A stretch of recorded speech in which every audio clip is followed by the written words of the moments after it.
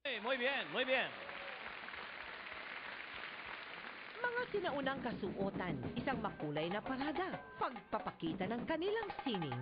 Lahat ng ito ay para sa isang kagalang-galang na panauhin. Nito ika-12 ng Enero, pinalad ang bayan ng Paete, Laguna na dalawin ng ambasador ng bansang Spain para muling magkaroon ng pakikipag-ugnayan ang dalawang lugar.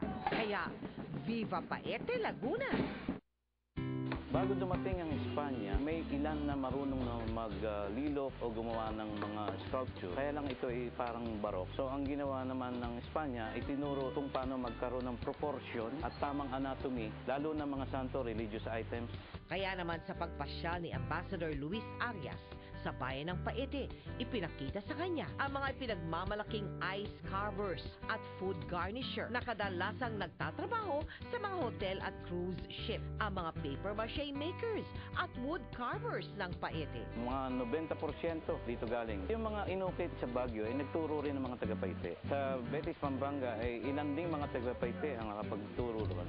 Sa kanyang Santiago Apostol Church Tour, ipinakita ang mga santo tulad ng Senyor Sepulcro na gawa pa noong 1516 at Santiago Apostol noong 1730. Ipinagmamalaki rin itong simbahan ang 4 na malalaking mural na gawa pa ng local artist noong panahon ng Kastila.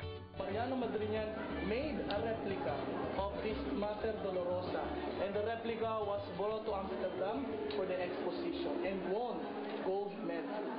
Kung noon, ang mga Pinoy ay tinuturuan ng mga Kastila, ngayon may mga Paete master artists na tayo. Nariyan ang pamilya Baldemor at kagandahan ng mga painters at sculptors, sina Otep Banyez, Ben Dailo, Dominic Rubio at marami pang iba na nagpakita ng kani-kanilang galing sa exhibit dito. Meron kaming mga artists sa bayan, no? Talagang nakafocus sila sa mga heritage natin sa Spain. Tuloy-tuloy din ang aming pagtitraining sa mga kabataan sa paglililo at sa pag-ukit ng yelo, mga fruit and vegetables. Binisita rin ni Ambassador ang Aglipayan Church kung saan makikita ang nagagandang pagkakaukit ng mga santo at ang St. Peter Alcantara Church ng Paki, Laguna na dating bahagi ng Paete, kung saan ang Birhen ng Turumba na galing pa ng Espanya ay sinasabing milagrosa di umano. Paete is a very meaningful link among our culture, and it's a life testimony of our common history.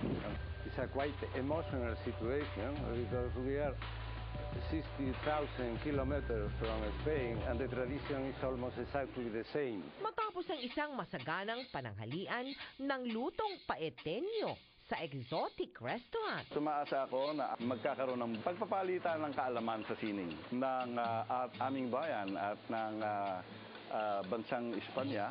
Nagtapos ang pagdalaw sa panibagong pag-asang may mabuting maidudulot, ang pagbisita sa Paete, Laguna ng Ambassador ng Espanya.